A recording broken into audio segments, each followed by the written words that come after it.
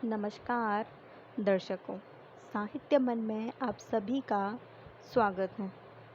आज मैं आपके समक्ष एक बार फिर उपस्थित हूँ। आज मैं लेकर आई हूँ आवारा मसीहा जीवनी, जो कि लिखी है विष्णु प्रभाकर जी ने। इस जीवनी के प्रथम पर्व के पहले, दूसरे, तीसरे और चौथे भाग का वाचन आप मेरे चैनल से प्राप्त कर सकते हैं। आज हम प्रथम पर्व के 5वें भाग का वाचन करेंगे। शरद जब 5 वर्ष का हुआ तो उसे बाकायदा प्यारी बंदोपाध्याय पंडित जी की पाठशाला में भर्ती कर दिया गया, लेकिन वह शब्दशः शरारती था। प्रतिदिन कोई न कोई कांड करके ही लौटता। जैसे जैसे वह बड़ा होता गया, उसकी शरारतें भी बढ़ती गईं। उस दिन चटाई पर बैठे बैठे उसने देखा कि पंडित जी चिलम में तम्बाकू सजाकर कहीं चले गए हैं। बस वह उठा और चिलम में से तम्बाकू हटाकर उसके स्थान पर ईंट के छोटे छोटे टुकड़े रख दिए। पंडित जी ने लौटकर चिलम में आग रखी और हुक्के पर रखकर गुड़गुड़ाने लगे, लेकिन धुआं तो बाहर आ ही नहीं रहा। कई बार कोशिश की पर व्यर्थ। तब चिलम को उलट पलट कर देखा तो पाया कि तम्बाकू के स्थान पर ईंट के टुकड़े रखे हुए हैं। समझ गए यह किसी विद्यार्थी का ही काम है। क्रोध होकर उन्होंने पूछा, सच बताओ, यह ईंट के टुकड़े चिलम में किसने रखे? कई क्षण तक कोई कुछ नहीं बोला, लेकिन जब पंडित जी क्रोध से बार बार चित्कार करने लगे तो डर के मारे एक लड़के ने शरद का नाम ले लिया। सुनकर पंडित जी ने बेंत हाथ में उठाई और मारने के लिए उसकी ओर लुढ़के। शरद ने यह देखा तो तुरंत छलांग लगा दी। जाते समय उस लड़के को धक्का देना नहीं भूला जिसने उसका नाम लिया था। वह गिर पड़ा। पंडित जी उसको उठाने लगे और उसी बीच में शरद जा और बह जा। क्रोध से कांपते हुए पंडित जी शरद के घर पहुँचे। उनकी कहानी सुनकर माँ के क्रोध का भी ठिकाना ना रहा, पर लौटने पर उसने शरद को खूब पीटा। बीच बीच में अपने कपाल पर भी हाथ मारकर कहती, क्या करेगा यह लड़का, कैसे चलेगा इसका काम। लेकिन सास ने उसे समझाया, बहू तू उसे मत मार, एक दिन इसकी मति लौट आएगी और यह बहुत बड़ा आदमी होगा। मैं वह दिन देखने के लिए नहीं रहूँगी, लेकिन तू देख लेना, मेरी बात झूठ नहीं होगी। पंडित जी भी जब कभी उनके पास शिकायत लेकर पहुँचते तब उनसे भी वह बड़े शांत भाव से यही कहती, पंडित जी न्याड़ा थोड़ा दुष्ट तो है, पर बड़ा होकर यह भला मानस ही बनेगा। पंडित जी स्वयं कई बार उसकी शरारतों को अनदेखा कर जाते। एक तो वह पढ़ने में तेज था, दूसरे उनके बेटे काशीनाथ का परम मित्र भी था। काशीनाथ उसी स्कूल में पढ़ता था और उसी स्कूल में पढ़ती थी उसके एक मित्र कई बहन। न जाने कैसे शरद की उससे मित्रता हुई। वे अक्सर दोनों एक साथ घूमते हुए दिखाई देते। जितना एक दूसरे को चाहते उतना ही झगड़ा भी करते।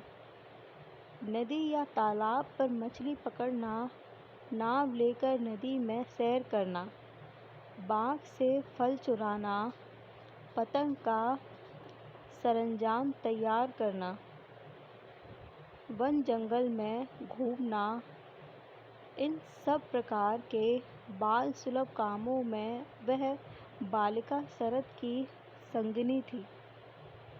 असली नाम उसका क्या था, किसी को पता नहीं, परंतु सुभीते के लिए लोग उसे धीरू के नाम से जानते हैं। धीरू को एक शौक था, करौंदों की ऋतु आई तो वह उनकी माला तैयार करती और शरद को भेंट कर देती। शायद माल्यार्पण का अर्थ वह तब तक नहीं जानती थी, लेकिन समय के देवता ने एक न एक दिन वह रहस्य उन दोनों को समझा ही दिया होगा। वैसे उन दोनों का संबंध कम रहस्यमय नहीं था। गर्मी के दिन में एक दिन क्या हुआ, शरद देवदास की तरह पाठशाला के कमरे में एक कोने में एक फटी हुई चटाई के ऊपर बैठा था। स्लेट हाथ में लिए वह कभी आंखें खोलता, कभी मूंदता, कभी पैर फैलाकर जमुआई लेता। अंत में वह बहुत ही चिंताशील हो उठा। उसने निश्चय किया कि ऐसा समय गुड्डी उड़ाते हुए घूमने फिरने के लिए होता है। बस क्षण भर में एक युक्ति उसे सूझ गई। पाठशाला में उस समय जलपान की छुट्टी थी। बालक नाना प्रकार के खेल खेलते हुए शोरगुल कर रहे थे। वह शरारती था, इसलिए उसे छुट्टी नहीं मिली थी। एक बार पाठशाला से निकलता तो लौटकर नहीं आता। कक्षा के प्रमुख छात्र भोलू की देखरेख में उसे पढ़ने की आज्ञा थी। उसने देखा कि पंडित जी सो रहे हैं और भोलू टूटी हुई बेंच पर ऐसे बैठा है जैसे पंडित जी हो। वह चुपचाप स्लेट लेकर उसके पास पहुंचा। बोला, यह सवाल समझ में नहीं आ रहा है। भोलू ने गंभीर होकर कहा, लाओ जरा स्लेट देखूं तो। जिस समय भोलू जोर जोर से बोलकर सवाल निकालने की चेष्टा कर रहा था, उसी समय एक घटना घट गई। सहसा भोलू बेंच के पास जो चूने का ढेर लगा हुआ था उसमें जा गिरा और शरद का फिर कहीं पता न लगा। धीरू यह देखकर जोर जोर से तालियां बजा बजा कर हंसने लगी। उसी समय पंडित जी जाग उठे। भोलू का रूप तब देखते ही बनता था। सिर से पैर तक चूने में रंगकर भूत की तरह दिखाई देता था और रोना उसका किसी तरह भी बंद नहीं हो रहा था। पंडित जी को स्थिति समझते देर नहीं लगी। बोले, तो वह सरता हरामजादा तुझे धक्का देकर भाग गया है। भोलू ने किसी तरह कहा, हाँ हाँ। उसके बाद शरद की जो खोज मची वह किसी छोटी मोटी सेना के आक्रमण से कम नहीं थी। लड़के नाना प्रकार की बातें करते उसे ढूंढ रहे थे, लेकिन कोई उसको पकड़ नहीं सका। जिस किसी ने उसके पास पहुंचने की चेष्टा की, उसी पर हमने ईंट फेंक मारी। धीरू सब कुछ देख रही थी। वह यह भी जानती थी कि शरद इस समय कहाँ गया होगा। थोड़ी देर बाद उसने अपने आंचल में मुड़ी बांधी और जमींदार के आम के बाग में प्रवेश किया। वहीं एक बांस का बीड़ा था। पास पहुंचकर उसने देखा शरद वहां बैठा हुआ हुक्का पी रहा है। उसे देखते ही बोला, लाओ, क्या लाई हो? और यह कहते कहते उसके आंचल में से मूड़ी खोलकर खाने लगा। वह खाता रहा और धीरू पंडित जी की बात सुनाती रही। अचानक वह बोला, पानी लाई हो? धीरू ने कहा, पानी तो नहीं लाई। शरद बिगड़कर बोला, तो अब जाकर लाओ। धीरू को यह अच्छा नहीं लगा। कहा, अब मैं नहीं जा सकती, तुम चलकर पी आओ। मैं यहाँ से नहीं जा सकता, तुम ही जाकर ले आओ। धीरू नहीं उठी। शरद ने गुस्सा होकर कहा, जाओ, मैं कह रहा हूँ ना। धीरू अब भी चुप रही। तब शरद ने उसकी पीठ पर एक घूंसा मारा। कहा, जाएगी कि नहीं? धीरू रो पड़ी। एकदम उठते हुए बोली, मैं अभी जाकर तुम्हारी माँ से सब कुछ कह दूंगी। यह भी कहूंगी कि तुम हुक्का पी रहे हो। कह दे, जामर। उसी दिन फिर शरद को माँ के हाथों मार खानी पड़ी।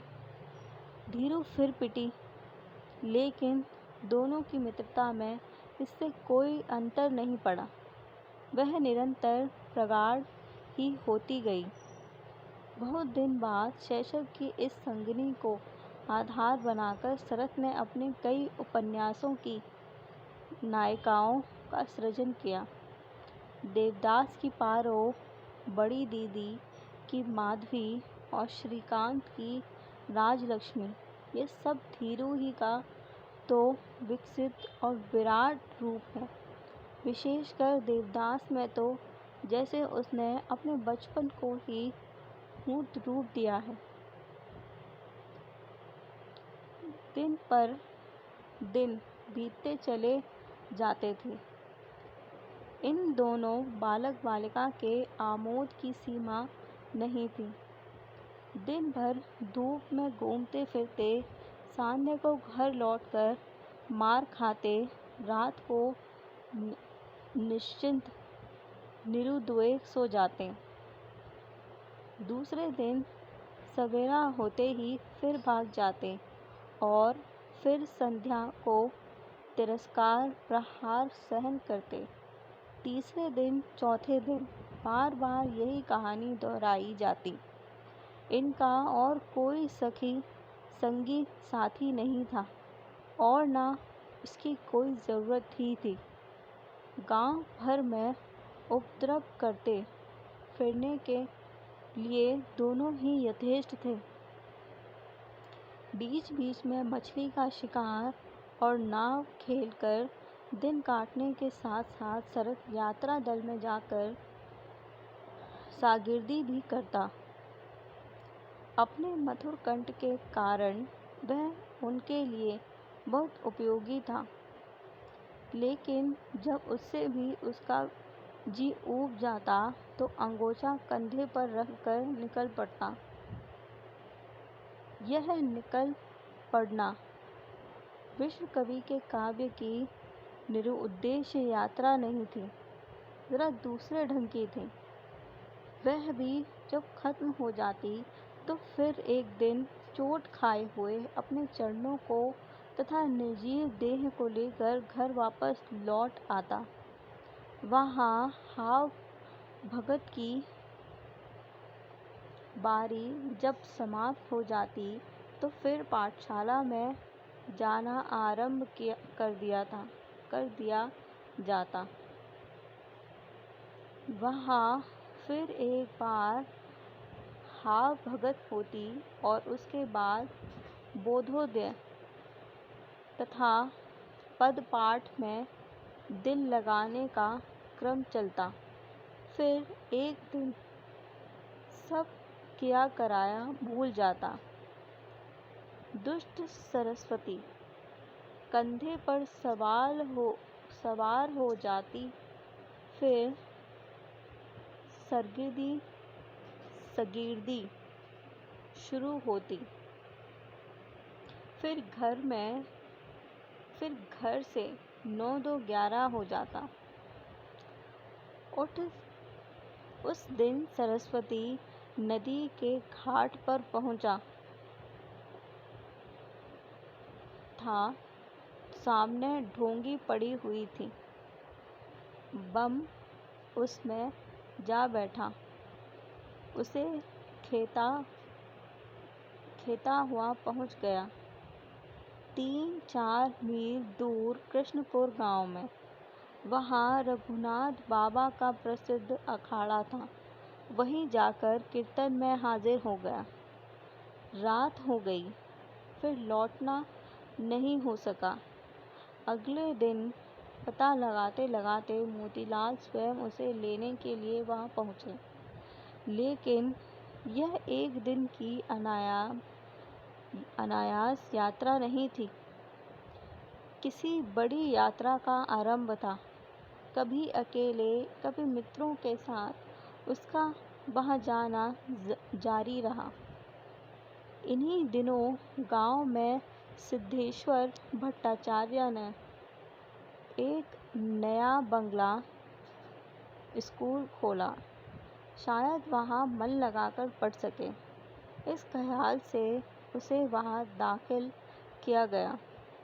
लेकिन उसके कार्यक्रम में कोई अंतर नहीं पड़ा। साल भर यूं ही निकल गया। तभी अचानक मोतीलाल को डेहरी ऑन सोन में एक नौकरी मिल गई।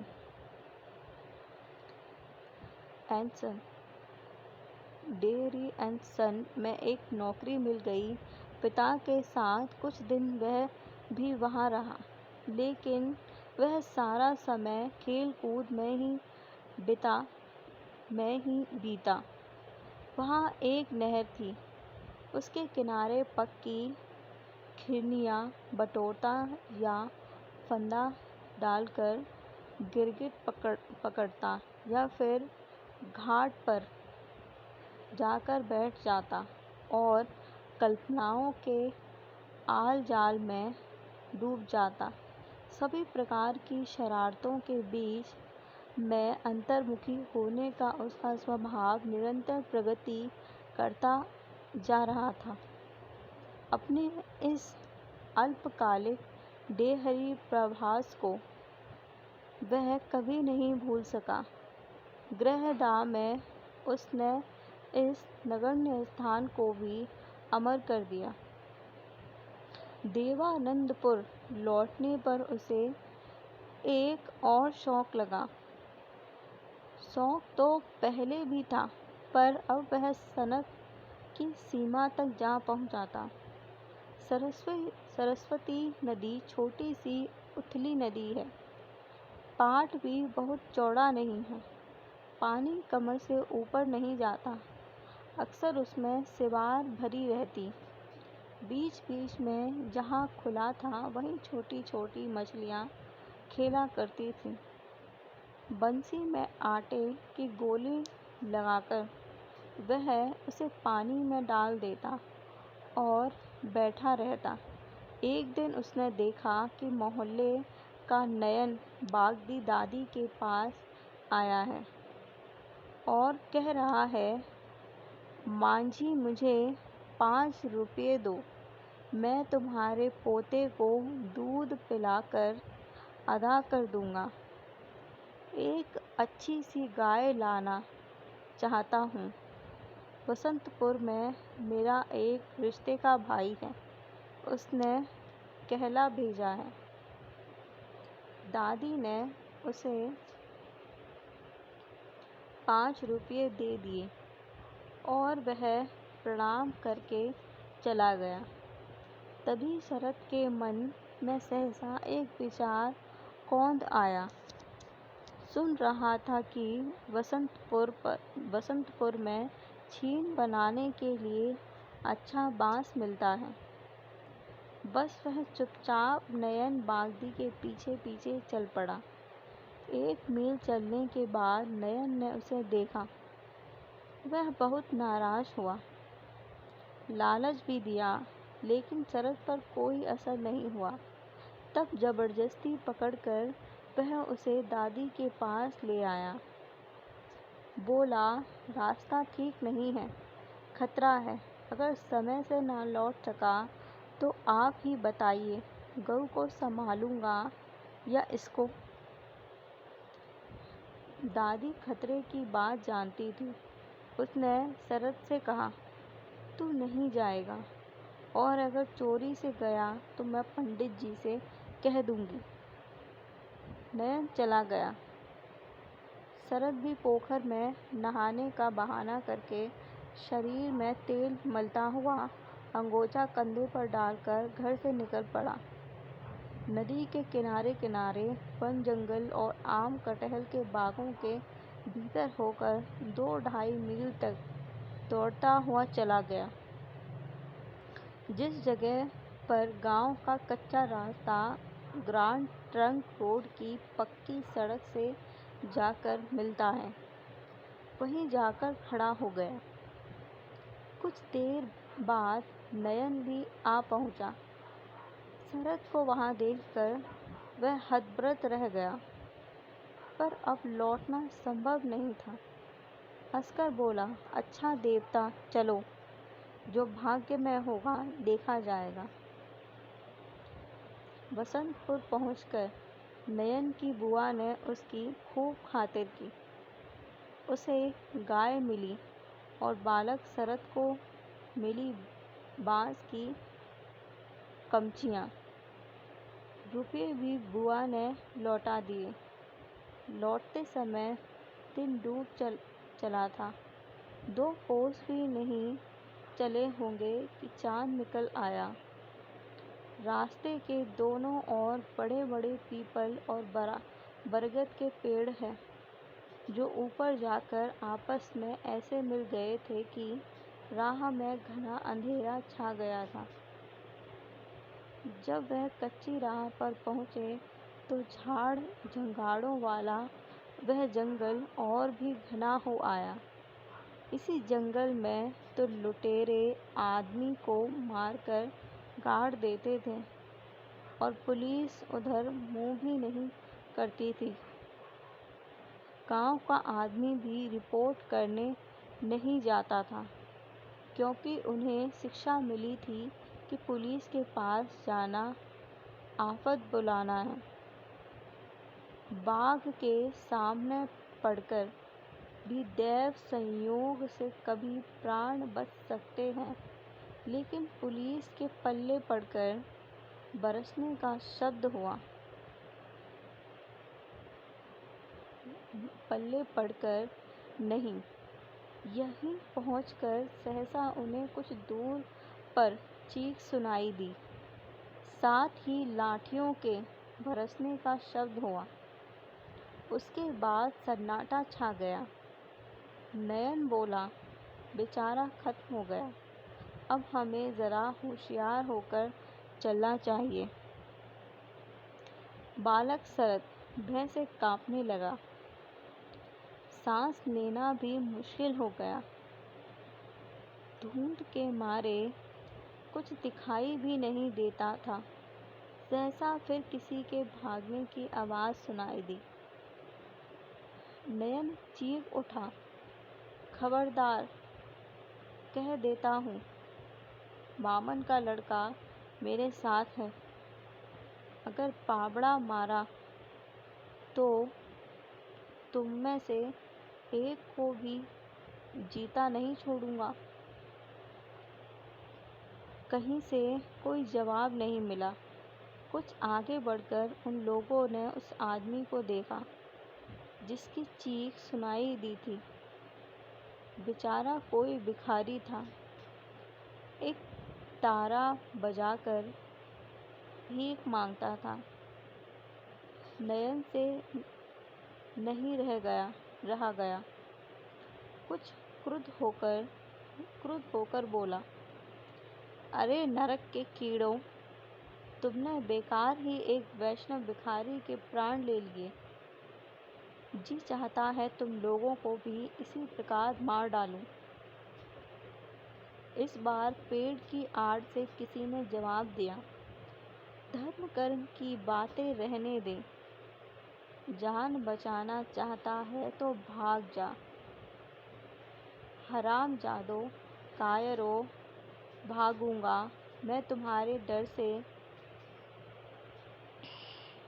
यह कहकर उसने टेंट में से रुपये निकाले और टनटनाते हुए बोला, देखो मेरे पास रुपये हैं, हिम्मत हो तो पास आओ और ले जाओ, मैं नयन बागदी हूँ। कोई उत्तर नहीं आया। मोटी सी गाली देकर वह फिर बोला, क्यों रे, आओगे या मैं घर जाऊँ? फिर भी कोई जवाब नहीं आया। राह में 2-3 पावड़े पड़े हुए थे। नयन ने उन्हें उठा लिया। कुछ दूर वह चला भी, लेकिन फिर बोला, ना भैया, आँखों से वैष्णव की हत्या देखकर हत्यारों को उसकी सज़ा दिए बिना मुझसे आया न जाएगा। बालक शरत ने पूछा, क्या करोगे? वह बोला, क्या मैं एक साले को भी ना पकड़ पाऊंगा? तब हम दोनों मिलकर लाठी से पीट कर उसे मार डालेंगे। पीट कर मारने के आनंद से बालक शरद बहुत प्रसन्न हुआ। बोला, नयन दादा, तुम अच्छी तरह उसे पकड़े रहना, मैं अकेले ही उसे पीट कर मार डालूंगा। लेकिन कहीं मेरी छिप टूट गई तो? नयन ने हंसकर कहा, छिप की मार से नहीं मारेगा भैया, वह सौंटा लो।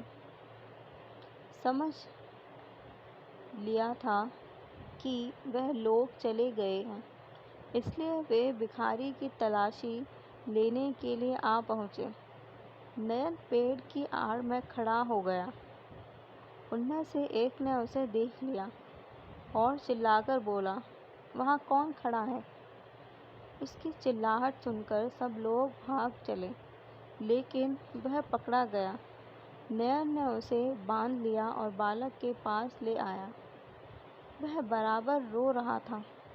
मुंह पर उसने कालिक पोत रखी थी। बीच-बीच में चूने की टिपकी लगी हुई थी।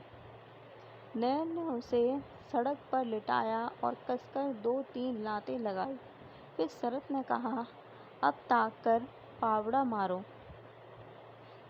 बालक के हाथ पैर कांप रहे थे। रुआंसा होकर उसने कहा, मुझसे यह काम न हो सकेगा। नयन ने कहा, तुमसे ना हो सकेगा? अच्छा, तो मैं ही इसे खत्म करता हूँ। शरत ने विनती के स्वर में कहा, ना नयन दादा, मारो नहीं। तब तक वह आदमी, जिसे शायद 2-3 दिन से अन्न की शक्ल भी नहीं देखी थी, सड़क पर ऐसे लेटा रहा जैसे मर गया हो। नयन ने झुकके उसकी नाक पर हाथ रखा और कहा, नहीं, मरा नहीं, बेहोश हो गया है। चलो भैया, हम भी घर चले। आज हमने प्रथम पर्व का 5वां भाग पूर्ण किया है। मैं आपके लिए एक बार फिर प्रथम पर्व का 6वां भाग जल्द ही लेकर आऊँगी। धन्यवाद।